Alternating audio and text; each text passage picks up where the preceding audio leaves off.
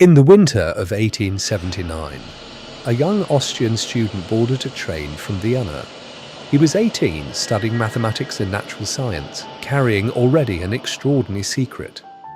He could perceive the spiritual world as clearly as he could see the world around him, and he had told almost no one. On that train, he met a man. Not a professor, not a philosopher, a herb gatherer. A simple man of the people, as Steiner would later describe him. A man who walked the fields before dawn, collecting the dish plant from its essence, from its esoteric background. And in his company, Steiner found himself able to have deep insights into the secrets of nature. Felix carried a bundle of medicinal plants on his back, but, as Steiner recalled, in his heart he carried what he had gained from the spirit of nature in his collecting furrows. Here, in an unlikely friendship between a young intellectual and a folk herbalist, the seeds of one of the most extraordinary minds of the 20th century began to find their ground. Rudolf Steiner was born in 1861 in what is now Croatia to a modest Austrian family. From childhood, he inhabited two worlds simultaneously. The sensory world everyone shares, and an inner world alive with spiritual presences that seemed to him as objective as the chair he sat on. The challenge of his early life was not whether these experiences were real, he never doubted that, but whether they could be reconciled with the rigorous demands of modern thought. That question led him to Goethe. At the University of Vienna, Steiner encountered Goethe's scientific writings, works in which the great poet had proposed an alternative to Newtonian science, a science of living qualities rather than dead quantities, one that met nature through disciplined perception rather than mechanical reduction. Steiner recognized in Goethe a kindred spirit. He went on to become the principal editor of Goethe's scientific works, a task that gave him not just intellectual formation, but a method. How to bring rigorous thinking into contact with living, qualitative reality. This is the foundation that separates Steiner from every other esotericist of his era. He was not offering visions as visions or spiritual impressions as impressions. He was insisting that supersensible knowledge could be held to the same standards of inner rigor as any scientific discipline. He called it spiritual science, and he meant both words equally. If the work and teachings of those who've kept the traditional wisdom alive in an increasingly materialistic age is your interest, then like this video and subscribe to the channel True North, as it is for those who are seeking the universal teachings of the great tradition, honoured by luminaries like Rudolf Steiner. Now, back to Felix Koguzki. Their friendship deepened over the years of Steiner's studies in Vienna, but Felix proved to be more than a companion. Sometime between 1881 and 1882, Felix revealed himself as the envoy of another, higher initiatory personality, whom Steiner, adopting the language of the tradition, referred to simply as the Master. This figure instructed Steiner to penetrate the philosophy of Fichte, and to master modern scientific thinking as the right preparation for entry into the spirit. Steiner was always reticent about this encounter and never revealed his initiator's name. What we can say is this: the meeting that shaped everything that followed. The task lay before Steiner was not to retreat from modernity, but to pass through it. Not to reject scientific thinking, but to take it further than it had gone. Into the territory it had declared off limits. The philosopher became an initiate. The initiate kept the philosopher's tools. By the turn of the 20th century, Steiner's reputation as a lecturer and thinker was considerable. In 1902, he was appointed General Secretary of the German section of the Theosophical Society, then the most significant esoteric organization in the Western world, founded by the remarkable Helena Blavatsky, whose insights Steiner genuinely honoured, even where he went beyond them. Under his leadership, the German section grew rapidly, from 377 members in 1905 to over 3,700 by 1913. But tensions were building. The society was oriented increasingly towards Eastern and Indian spiritual frameworks. Steiner's deepest convictions ran in a different direction.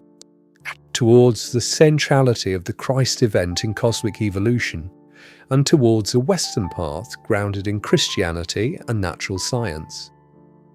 The break came over a single impossible claim. Annie Besant, then president of the Theosophical Society, began to present the young boy, Jiddu Krishnamurti, as the reincarnated Christ. Steiner objected strongly, considering any such comparison to be spiritually mistaken. For Steiner, the incarnation was a unique cosmic event, unrepeatable, irreducible, the axis around which all human and planetary evolution turn. It could not happen again in the way that Besant claimed. In 1913, Steiner and the overwhelming majority of the German section founded the Anthroposophical Society, the wisdom of the human being. It was not a rejection of Blavatsky's great contribution. It was the next step, taken in a different direction. What followed was one of the most astonishing bursts of creative work in modern history.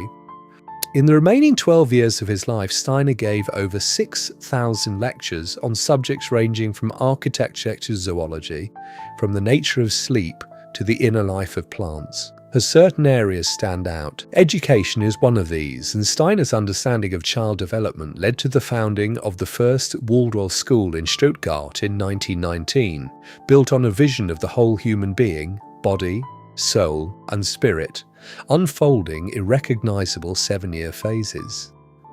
The teacher was to be an artist of human development, not a deliverer of information. And they would teach a class for 7 years, being the one key person for most of the students' life over that time. I had occasion to study one such school in the West Country of England, and the social profile of the single class on which I concentrated most, taught by the same teacher over those foundational years, was so unusual, so markedly different from any comparable group, that my sociology professor presented the findings at a convention at the University of Chicago. Steiner's ideas on education were not just theory, they worked. His interests and insights extended to the highly practical sphere of agriculture, and his insights are practiced to this day under the title of biodynamic farming. He worked closely with doctors whose anthroposophical medicine is highly valued, if you can find a practitioner. But watching the ravages of the First World War, he developed a powerful insight into society entitled the Threefold Social Order, based on 3 autonomous spheres: the cultural spiritual life of the society, its political legal life, and its economic life. Much folly in societies arises when these 3 domains are confused, Steiner argued, and threaded through all his work, including the development of a contemplative Christian community, was his understanding of the threefold nature of the human being: thinking, feeling, and willing, corresponding to the nerve sense system, the rhythmic system of heart and lungs, and the metabolic limb system. Not a philosophy of the body, but a spiritual physiology, a map of how the human being is simultaneously a vessel for 3 different qualities of soul activity. In the same year as the Anthroposophical Society was founded, in 1913, Steiner also began designing the Goetheanum, a building unlike any other in the world, a centre of spiritual science at Dornach in Switzerland. Its forms were organic, carved entirely without right angles, as though grown rather than built. It was a vessel for the arts that Anthroposophy had brought into being. Eurythmy, the movement art Steiner developed, in which gestures of speech and music became visible in the human body, alongside drama, speech and painting rooted in living colour. On New Year's Eve 1922, arsonists burned it to the ground. Steiner began designing the second Goetheanum immediately. It stands, to this day, a concrete building of extraordinary sculpture and imagination. Within, he carved a statue representing the Christ, separating the demonic, materialistic forces he called Ahrimanic and the falsely elevating egoistic powers of Lucifer. Steiner died in 1925, at 63. His body exhausted by a lifetime's work at a pace that defies ordinary comprehension. Somewhat holds all this together. Not a system, though a system is there. Not a doctrine, though the doctrine is precise. What holds it together is a single conviction that the human being is not an accident of matter, but a spiritual being in the midst of a long evolution, and that the crisis of modernity is, at its root, a crisis of knowledge, a crisis of what we allow ourselves to know and how. Steiner looked at that crisis from within it, at the moment of its deepest grip, as materialism hardened into orthodoxy, as the First Industrial War showed what a reign of mechanism could produce, and he offered not consolation, but a path. A rigorous, demanding, imaginative path towards the science of the spirit. He remains one of the great flame keepers of the tradition that we are tracing in this series, not because he looked backward, but because he looked forward into territory that the rest of the century was not yet ready to enter.